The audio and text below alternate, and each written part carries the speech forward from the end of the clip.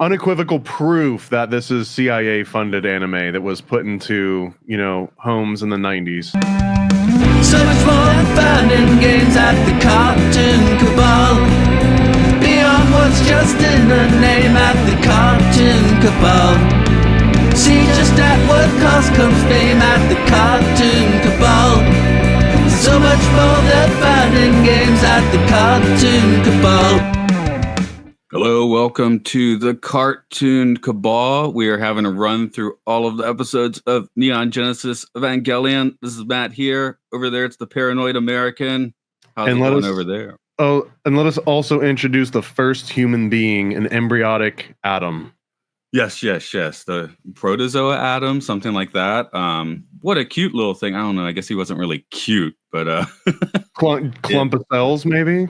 Clump of cells, yeah. Well, that's what they say. The baseless spine is the part you can't cut out or something. Well, then no, the pineal gland, according to. Anyway, maybe we're going to think about that more as we continue into this show. Today, the title. Well, there's always two titles for these. I'm looking at Asuka Strikes, but there is what is the other one? You usually come in with the other one. Oh, I usually do. I don't know if I've got. Oh yeah, I do have it in front of me. It is Asuka Arrives in Japan. Okay. Well, I guess she does arrive in Japan at the end, but they do spend most. Well, I guess they're above Tokyo or something, because at that one, the sequence where they have all the underwater stuff, it seems to be the old city or something. Gets a little confusing, I guess. This one to me is probably the coolest ending so far. The episode's decent. It's not as good as some of like the action-packed ones, but the ending is really helping solidify that they do have something deeper and esoteric in store for us, and that it wasn't just tacked on. I really truly feel that now. Okay, yeah, that was kind of your lost bum moment or something, right? Which we haven't had so many. Yeah, I'm waiting for some like really like deep occult meat to sink my teeth into, like some actual Kabbalistic like preachings, and I guess this is the first one that seems like we're down that path. I was briefly, I forgot the order of the scenes. I was like, what, you were that excited to see Asuka in junior high school? I was like, oh, wait, no, the last scene is the Atom, yes. they do such a little stinger there, and you think that's the end. So then it's kind of like the post-credit scene, but before the post-credits. Speaking of which, I guess I'm just jumping directly to the highlight of this entire episode for me. It's the whole thing's a decent episode, but the last, I want to say 15 seconds is them pulling out this kind of credit card looking thing, like credit card sized holder, and inside of this little glass container is a human embryo, and they're talking about, we got it, this is the original human being, this is Adam. And they're talking about the actual little protozoic embryonic sort of like little fish tadpole thing that is the original copy of Adam, I guess. I guess that's like where viruses and things, they want to find patient zero. You got to find the source code, that sort of thing, right? Or if you want to rewind time, if you want to say like, hey, we need to start over from scratch, then you would just need to go back to the original Adam. Right. Yeah. It's like that seed bank they have or something. And Svalbard, am I saying that correctly? I do like someone was like, all right, we're going to try this again. And this time, maybe no incest. Yeah, probably. Possible? That's, I was about to say, that's kind of the catch with the whole Adam thing. It's like, if you've got two people that, yeah, anything like this, people are like, wait a minute. But maybe if you're so far removed, I mean, if we're talking the original Adam and you just pluck someone off the street, even if they were also derived from this original incest thousands of years ago, technically, wouldn't that be better than an immediate? I don't know. I don't know if we have any experts in that area. Yeah. Well, again, it's 15 seconds in this episode, so I imagine we're going to get a little bit deeper into that as we go. Otherwise, this is supposed to be the fun episode. The last week and this week are supposed to be like the fun ones because 5 and 6 were so intense. So it's like, here's your two not so intense episodes. I guess I think they were both fairly intense because they show again this quasi CIA agency bumping up against the government, and in this case, I also think we're getting this really clear picture that what the UN army is the largest army that's left in existence. There's really no such thing as individual countries having their own military, or even if they do, they dwarf in the size of the UN army. But the UN army is mostly like American stuff. I was going to say the U.S. Navy in here. It seems to be the U.S. Navy, just with a little bit of, window dressing, which... Well, I mean, that's kind of what the UN is now, right? Isn't it correct? The U.S. that pays for the whole thing? I mean, that was the whole thing with Eastern Europe and, Yugoslavia or whatever. It's like, oh, we're sending in the UN. It's like, that's Americans. I mean, being the age I am, I know about 5 guys who went to that, right? So, because if I had joined the military, I probably would have ended up there as a UN soldier or something, right? To me, it's a branding thing. It's just like Coke and Cherry Coke, where Cherry Coke's technically its own completely own flavor, but they just like brand it alongside. But it's for people that maybe don't like just regular Coke or vice versa. That's kind of U.S. military versus the UN forces. It's kind of the same, comes from the same factory. One of them just maybe tastes a little bit different, and it's catered to international markets more than the other. Maybe Fanta would be a better example. It's like the American army is Coca-Cola and the UN is Fanta. Well, that makes sense with all the German stuff here, because Asuka's supposed to be, I don't know why her name's Asuka in that case, but she's supposed to be half German, half American. So it's kind of hard to tell nationalities in anime when everyone's got, big eyes. Well, 100%. And actually, sometimes when they have a big reveal, because there's another, I don't even know if it's a cliffhanger at the end of this episode, where they show Asuka is their teacher now in school. But at first I was like, I don't know if that's actually her or just someone that looks like her, because again, a lot of the facial expressions and everything look so similar that it's not that obvious to me. Hold on, I'm having a little brain fart. I thought she was another student? Asuka transfers to Shinji. She's a student. She's wearing a schoolgirl uniform. Okay, I mean, I wouldn't know the difference between a Japanese schoolgirl or a teacher. So teachers are going to wear normal professional clothes. Yeah, she's wearing the schoolgirl's uniform. It would be pretty weird for a teacher to wear that to school. But not weird for her to wear the carcass of a dead fallen angel. Right. But no, I mean, uniforms are still the thing, especially in junior. Yeah, they're in junior high, so they've all got uniforms. I think if you are in junior high school in Japan, you are wearing a uniform, is the general rule of thumb. Speaking of wearing uniforms and little schoolgirls, this is the episode in which we get a twink Shinji cross-dress to fight fallen angels for the Lord. What's a plug suit? And I thought that was a weird name. Have we heard them say plug suit before, or is this the first time? I guess they are going in a plug, so makes sense. I guess, but this was clearly one of Asuka's leftover uniforms. It was made for her body, no? It is, but they seem to like vacuum seal or something when you put it on. So I think they might be unisex, except that no one's wearing them except for the pilot. So, and that, maybe they had a German designer fashion it for her. Or something. I don't know. Maybe I'm just reading into it, but I feel like he had a brassiere woven into his costume because they were going into her Eva. So he had to wear one of her. He might have, because at the end when his friends see him, he's like, oh, like trying to shrink up as much as possible. He's cross-dressing throughout this entire episode. I guess because even with his normal Eva suit, those little hair things still just it makes him look like he's doing his hair up or something. I mean, I know he's not. It's just that's what it looks like. That's kind of like my least favorite design element of the show, to be honest. I don't like those little hair things. Also, you mentioned the German. I want to give a shout out to one of our viewers. This is from Christian Cherbauer 2899. But this is the comment. To have a more nuanced analysis of the show and terms, look up every word used in German. Many of the terminology of the organizations are based on the German language, like Nerve. Remember, Japan has a deeper connection to German philosophy than the West, since they were allies in World War II. So I just thought that was interesting, and I hadn't considered that before, that technically, Japan and German were connected during World War II as allies with each other.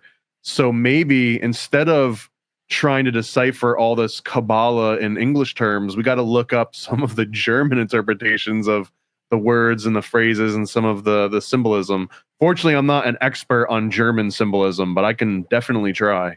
Yeah, because here we get about 2 sentences where Asuka's trying to pilot the Eva in German, and then apparently thoughts also affect it. So the fact that Shinji's thinking in Japanese is a problem, so she switches it back. But yeah, there's a few words in German on the screen. Of course, she says a few things. I took German and I looked up to see exactly what she was saying. Oh, what was she saying? So what she says is NCL filling. I'm not sure what the NCL thing meant.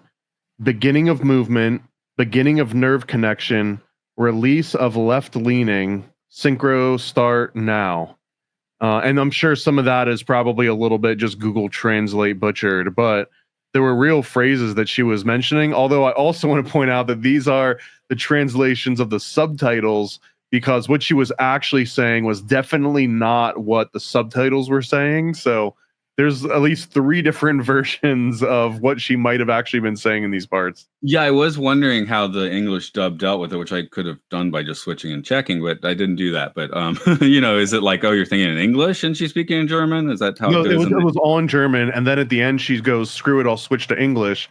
And then she says it in English. And also, I didn't watch it in this version yet, but for this episode, the special audio track in the collector's edition, it's actually the voiceover actress for Asuka, I believe, and it's her first time ever kind of doing a recorded over director's cut style audio track.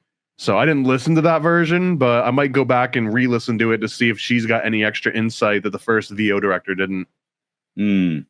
I had some German in junior high school, but again, junior high school, I forgot that German. But I was saying there, I was like, I can understand a little bit of this, which I understood a lot more of the Japanese than her German sentence. But I hope you did. Yeah. Let's see, what else do we got here?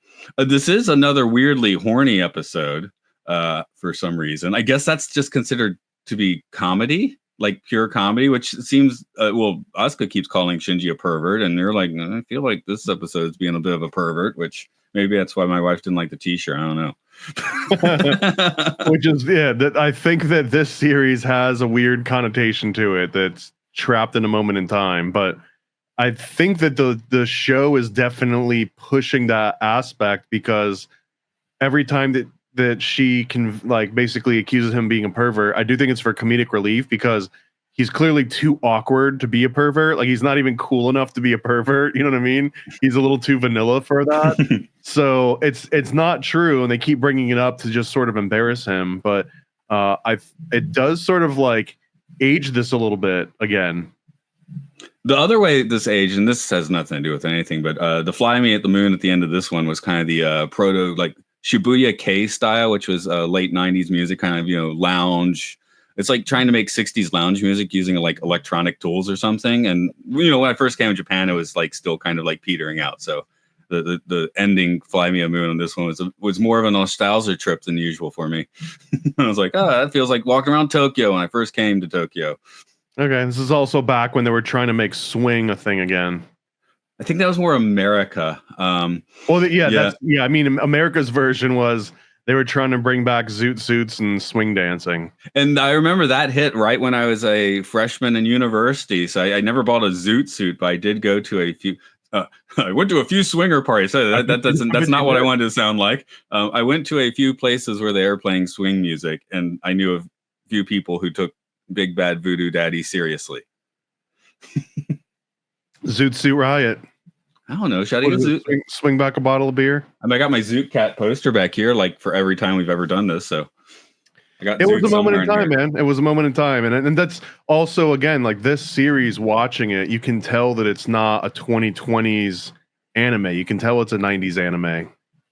I guess we do have to call out sort of Wizard of Oz things, because that's always a thing. And looking at diving deep on shows and things. So it's the Harry S. Truman aircraft carrier has been renamed the Over the Rainbow. So correct. I also had some other Oz notes in here. One of them was that they have this whole transformation scene where the two of them go inside of the one Ava, and now you've kind of got the male and female energies combined, and they even hinted that the combination of the two of them set some sort of record. I guess they're keeping track, and it's synchronized 7 seconds faster or that there was something called like hyper synchronized for 7 seconds, and that in itself set some sort of like a limitation. And I was just thinking that this Ava is kind of like Asuka's glass coffin kind of thing. So there might even be like a Snow White tie-in where, in this case, Shinji, I guess, gets to be Prince Charming that penetrates this glass coffin that she's in, and then like brings her back to life, because he kind of has done that like in the actual show so far. Well, yeah, 2 episodes ago, right? No, since I was digging on the Fly Me a Moon, I didn't know that we actually got previews at the end of these, because usually I stop the thing. But yeah, it was like, it looks like that's next episode, basically. Like, how are they going to work together? It did seem weird she wanted him to come with her, though, because we've never seen that it's clear the plug is not made for 2 people, because he's like, don't touch me. It's like, well, what do you expect? There's no chair there. I didn't understand why. I mean, I get if you want to get into like the symbolic, alchemical, yada yada, but what about the practical reason? Why did Shinji get inside the Eva with her? Is she showing off? I mean, she at the end she's a student, so she's 14. You got to be 14 to pilot these, right? That's why she can't be the teacher. Right. And the UN guy was taken back by this. Apparently, the things that NERV are doing are unknown to the rest of the militarized world, because if the UN is running the entire world's military, and even that guy was like, wait a minute, are those kids? Like that sounded like a kid.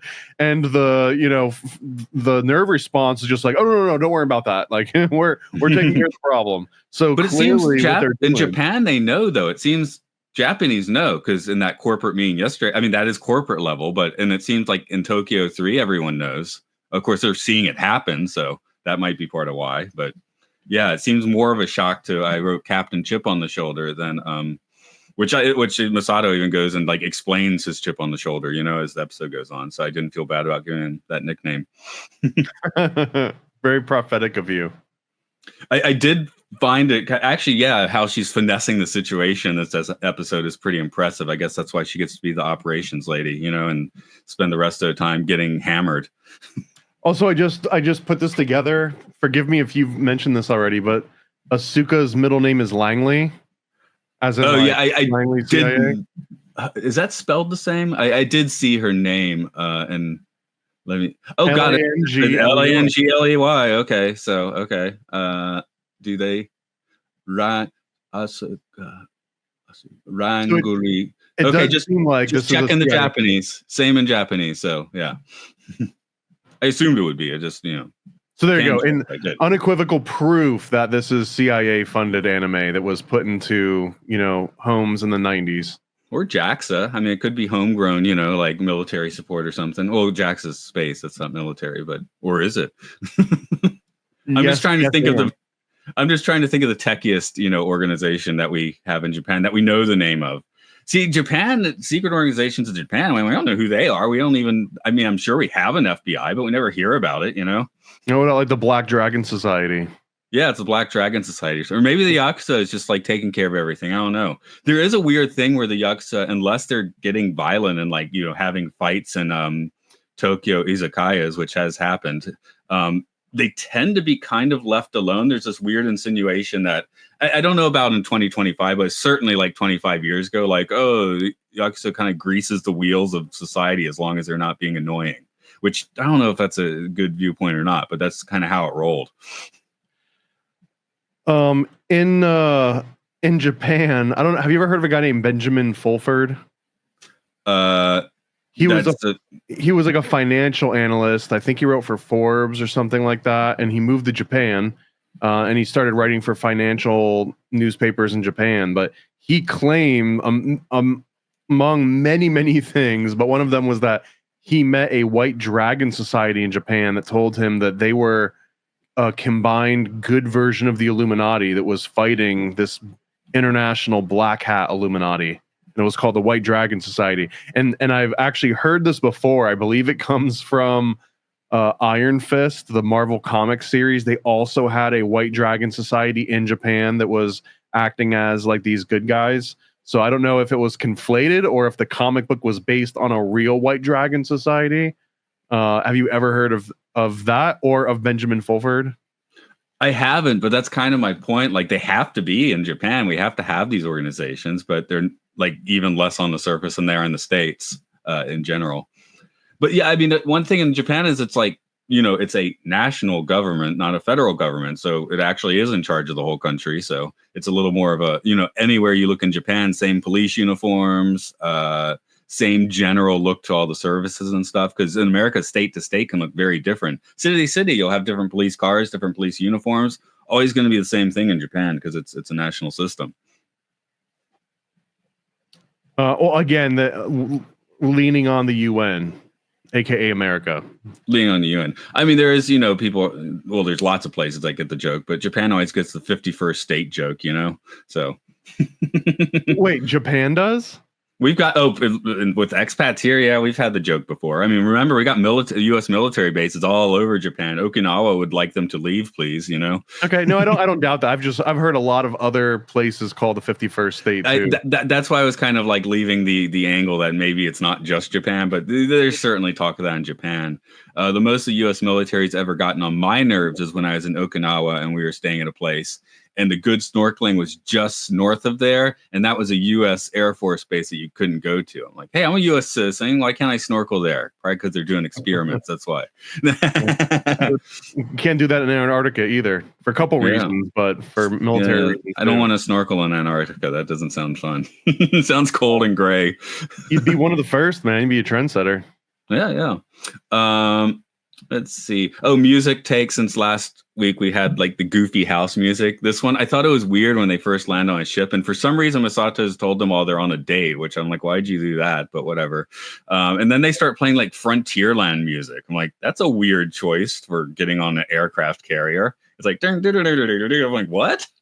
Because it was an American aircraft carrier. I think it was an American. Oh, thing. Yes. That's why it sounds like Frontierland, which is called Westernland in Tokyo Disney. So, okay. Westernland.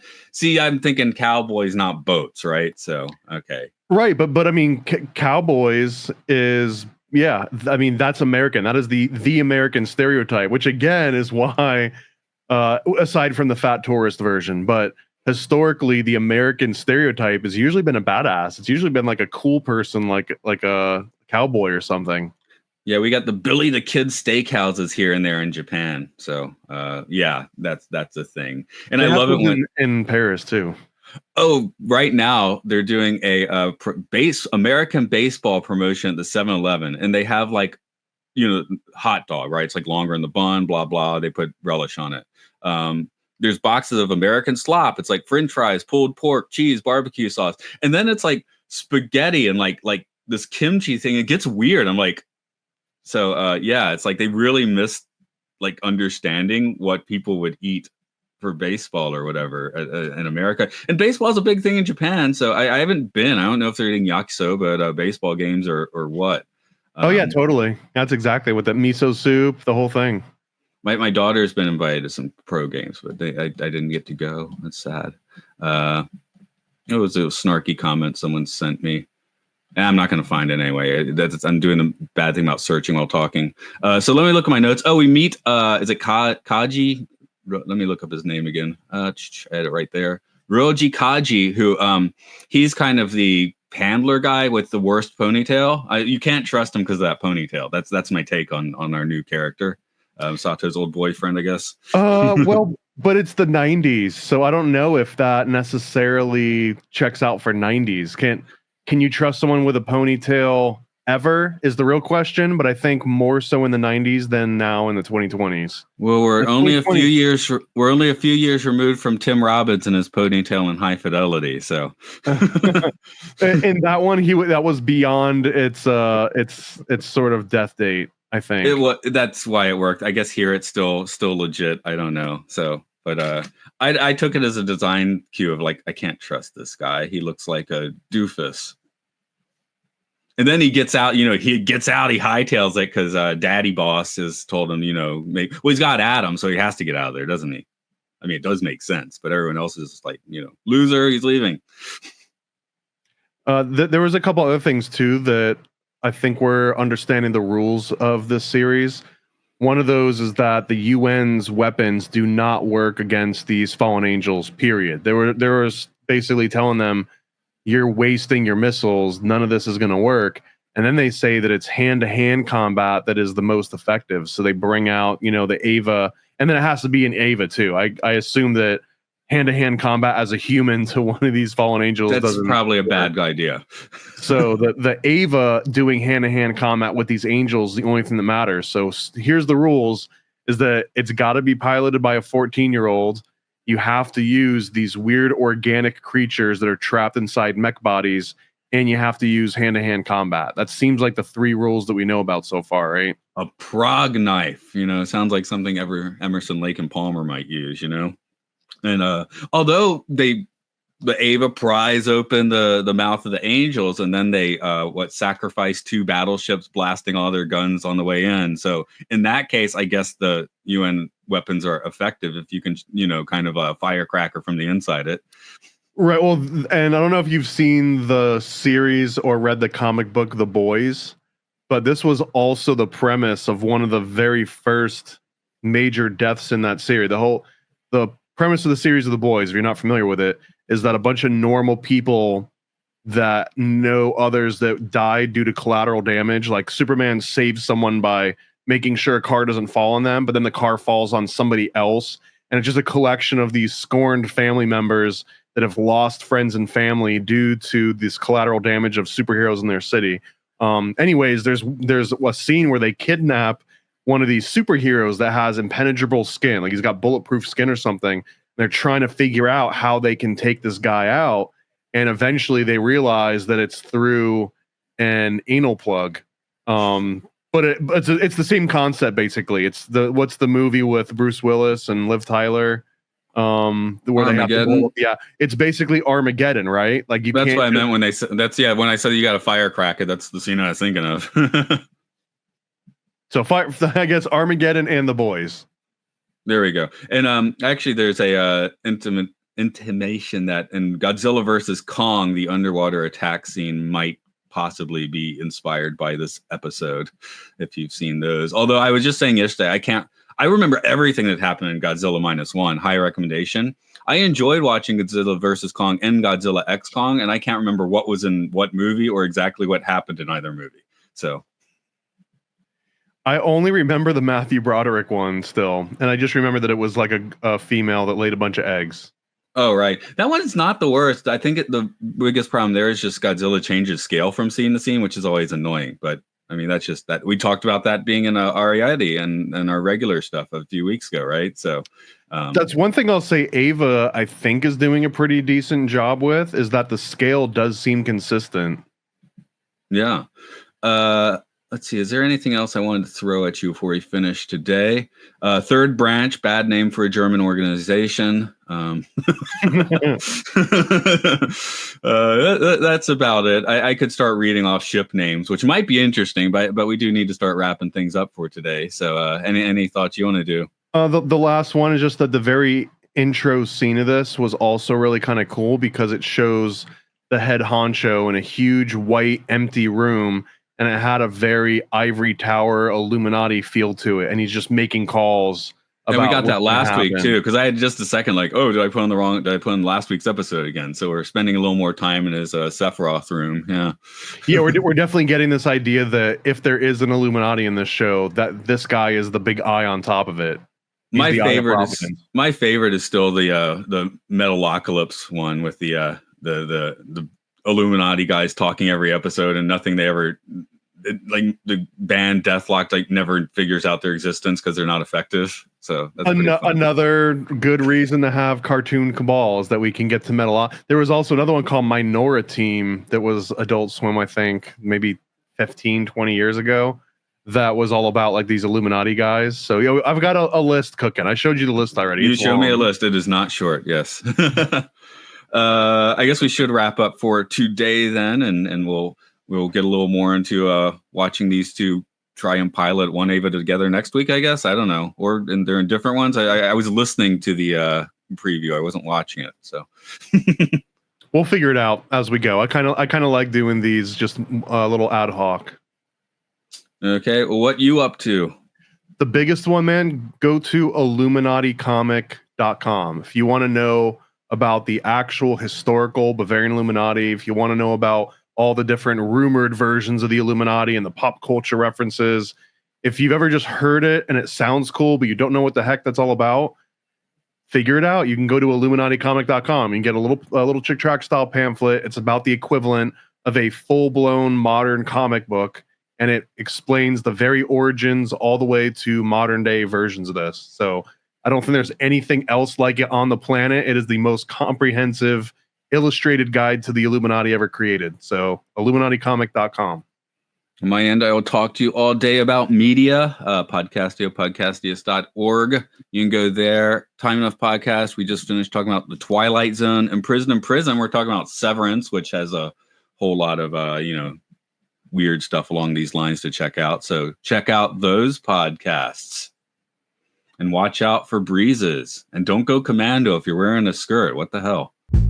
Ready for a cosmic conspiracy about Stanley Kubrick, moon landings, and the CIA? Go visit NASAcomic.com. NASAcomic.com, CIA's biggest con. Stanley Kubrick put us on, that's why we're singing this song. I'm NASAcomic.com.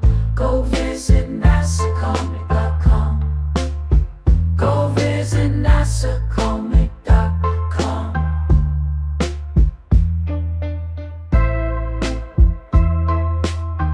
Yeah, go visit NASAcomic.com. Oh, NASAcomic.com. CIA's biggest con. Stanley Kubrick put us on, that's why we're singing this song. I'm NASAcomic.com. Go visit NASAcomic.com. Go visit NASAcomic.com. Yeah, go visit NASAcomic.com. Never a Straight Answer is a 40-page comic about Stanley Kubrick directing the Apollo space missions. Yeah, go visit NASAcomic.com. This is the perfect read for comic, Kubrick, or conspiracy fans of all ages. For more details, visit NASAcomic.com. Paranoid. Yo. I scribble my life away, driven to write the page. Will it enlighten your brain? Give you the flight, my plane, paper the highs ablaze. Somewhat of an amazing feel when it's real to real. You will engage it. Your favorite, of course, the Lord of an arrangement. I gave you the proper results to hit the pavement. If they get emotional, hey, maybe your language, a game, how they playing it well without Lakers. Evade them, whatever the cost, they are the shapeshift. Snakes get decapitated, met is the apex. Execution of flame you out, nuclear bomb distributed at war, rather gruesome for eyes to see. Max them out, then I light my trees. Blow it off in the face, you're despising me for what though? Calculated and rather cutthroat. Paranoid American must be all the blunt smoke for real. Lord, give me a day away, vacate. They wait around to hate whatever they say. Man, it's not in the least bit. We get heavy rotate when a beat hits, so thank us, you're welcome. Fuck the niggas for real, you're welcome. They ain't never had a deal, you're welcome. Man, they lacking appeal, you're welcome. Yet they doing it still, you're welcome.